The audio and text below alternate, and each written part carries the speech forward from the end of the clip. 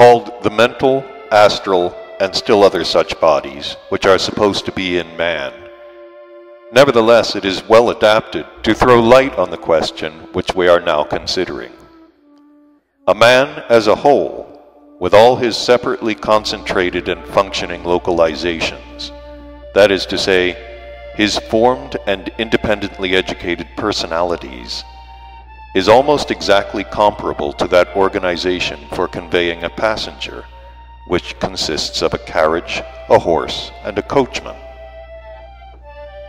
It must first of all be remarked that the difference between a real man and a pseudo-man, that is, between one who has his own eye and one who has not, is indicated in the analogy we have taken by the passenger sitting in the carriage. In the first case, that of the real man, the passenger is the owner of the carriage, and in the second case, he is simply the first chance passer-by who, like the fare in a hackney carriage, is continuously being changed. The body of a man, with all its motor reflex manifestations, corresponds simply to the carriage itself. All the functionings and manifestations of feeling of a man correspond to the horse, harnessed to the carriage, and drawing it. The coachman sitting on the box and directing the horse corresponds to that in a man which people call consciousness or mentation. And finally, the passenger seated in the carriage and commanding the coachman is that which is called I. The fundamental evil among contemporary people is chiefly that, owing to the rooted and widespread abnormal methods of education of the rising generation, this fourth personality, which should be present in everybody on reaching responsible age, is entirely missing in them.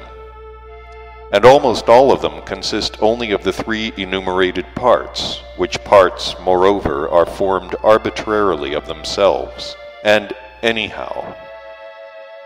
In other words, almost every contemporary man of responsible age consists of nothing more nor less than simply a hackney carriage, and one moreover composed as follows: a broken-down carriage, which has long ago seen its day, a crock of a horse, and on the box, a tatterdemalion, half-sleepy, half-drunken coachman, whose time designated by Mother Nature for self-perfection passes while he waits on a corner, fantastically daydreaming for any old chance passenger. The first passenger who happens along hires him and dismisses him just as he pleases, and not only him, but also all the parts subordinate to him. Continuing this analogy between a typical contemporary man, with his thoughts, feelings, and body, and a hackney carriage, horse and coachman, we can clearly see that in each of the parts composing both organizations there must have been formed, and there must exist, its own separate needs, habits, tastes, and so on, proper to it alone. From the varied nature of their arising and the diverse conditions of their formation, and according to the varying possibilities of each of them, there must inevitably have been formed, for instance, its own psyche, its own notions, its own subjective supports, its own viewpoints, and so on.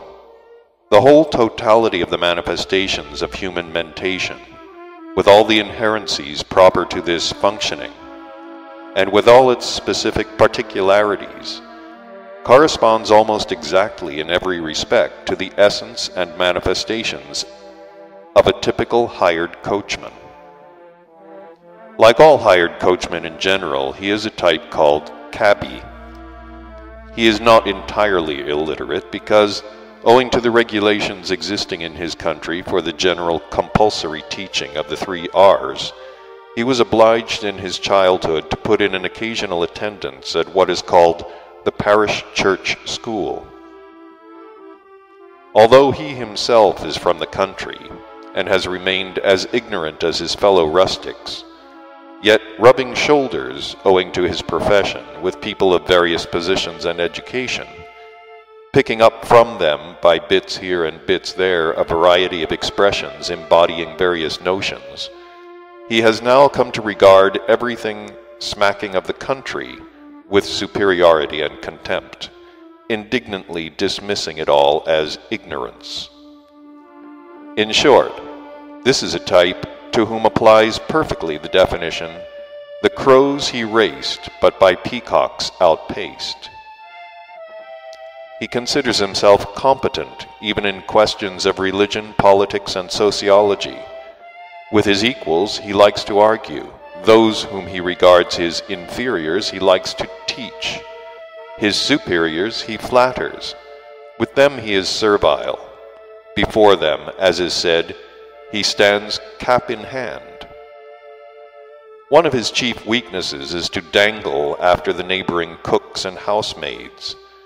But best of all, he likes a good hearty tuck-in, and to gulp down another glass or two, and then, fully satiated, drowsily to daydream. To gratify these weaknesses of his, he always steals a part of the money given him by his employer to buy fodder for the horse. Like every cabby, he works, as is said, always under the lash, and if occasionally he does a job without being paid, it is only in the hope of receiving tips. The desire for tips has gradually taught him to be aware of certain weaknesses in the people with whom he has dealings, and to profit himself by them. He has automatically learned to be cunning, to flatter, so to say, to stroke people the right way, and, in general, to lie. On every convenient occasion, and at every free moment, he slips into a saloon or to a bar where, over a glass of beer, he daydreams for hours at a time, or talks with a type like himself, or just reads the paper. He tries to appear imposing, wears a beard, and if he is thin, pads himself out to appear more important. The totality of the manifestations of the feeling localization in a man, and the whole system of its functioning, correspond perfectly to the horse of the hackney carriage in our analogy. Incidentally, this comparison of the horse with the organization of human feeling will serve to show up particularly clearly the error and one-sidedness of the contemporary education of the rising generation.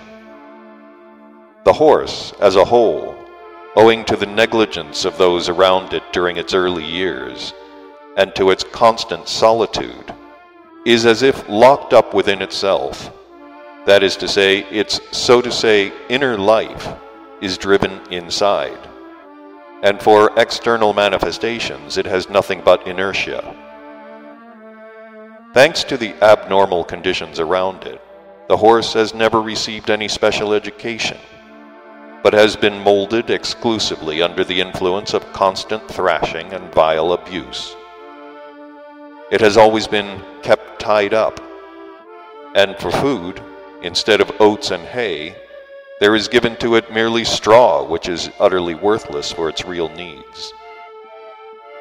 Never having seen in any of the manifestations towards it even the least love or friendliness, the horse is now ready to surrender itself completely to anybody who gives it the slightest caress.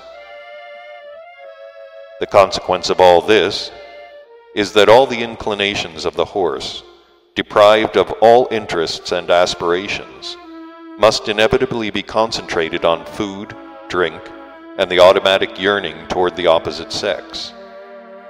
Hence it invariably veers in the direction where it can obtain any of these. If, for example, it catches sight of a place where,